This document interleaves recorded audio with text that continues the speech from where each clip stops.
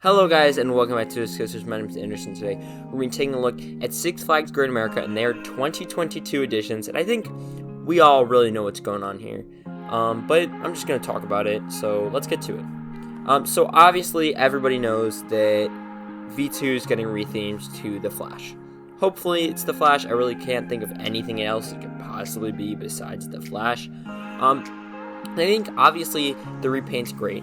I think it's going to attract a bunch of people who don't know anything about this, and so it'll attract all those audiences who are, just see, oh, looks like a new coaster, it's nicely painted, and are going to want to try and ride it. Hopefully they do some things with the trains, make them nice again, and I think it's going to be a refurbishment type of deal.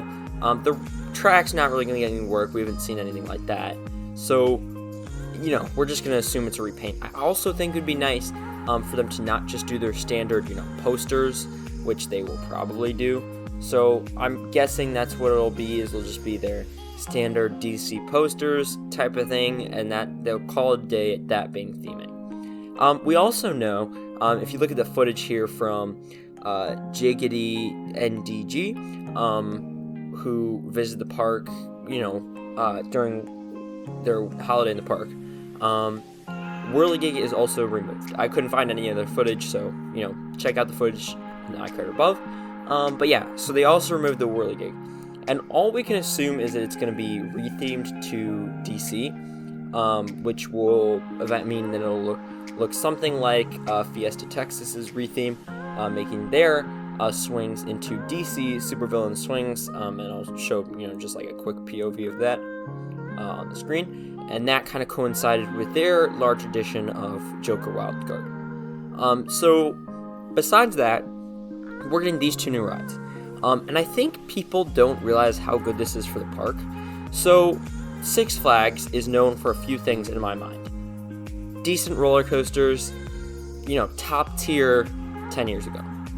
And they're also known for really kind of letting, they're the discount chain, right? They let, buildings deteriorate a little bit. They let concrete, just let it go. If there's something that's wrong, hide it out of guest view. And I think they're not taking this approach where you're getting ahead of the problems, You're not painting the buildings before they start chipping. You're not making things look nice before they start to look bad.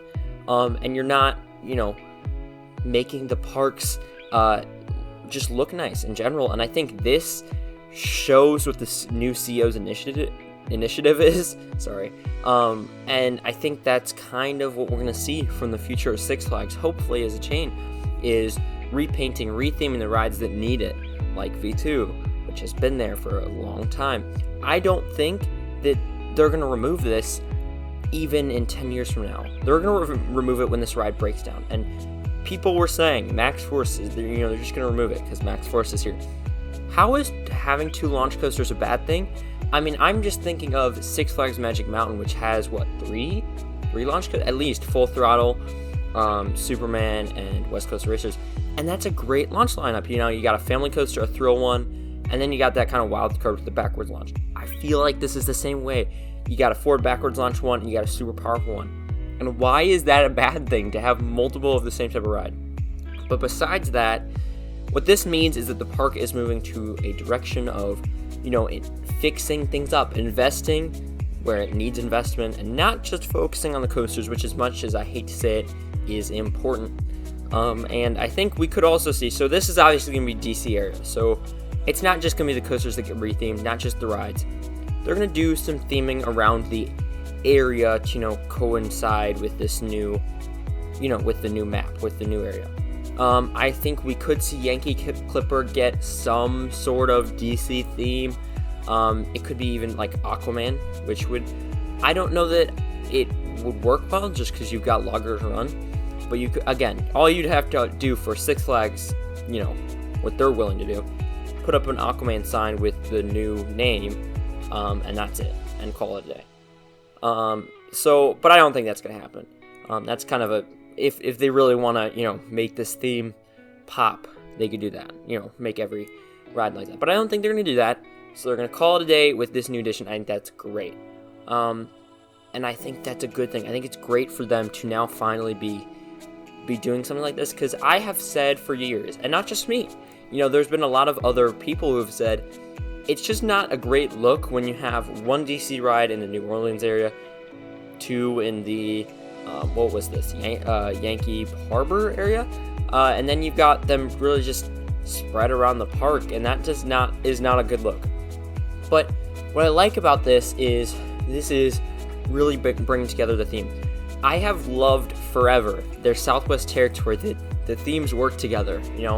You've got Viper, and you got Raging Bull, and you got the River Rocker, and you've got the teacups that are kind of indoors.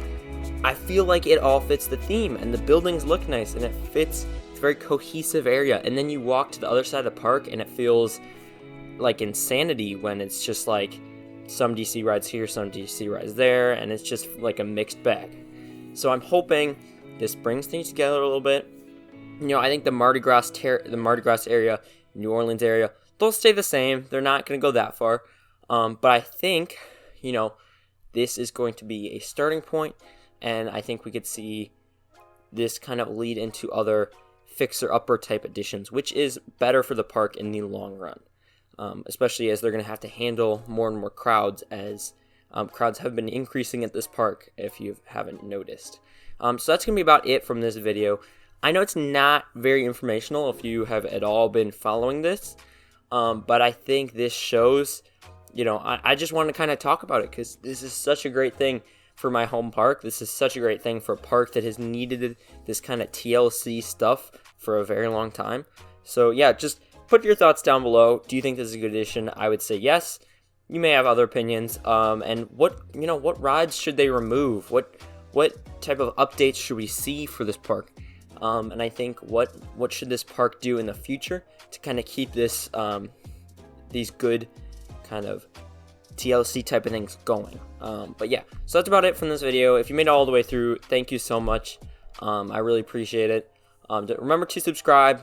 And I'll see you guys in the next one. So goodbye.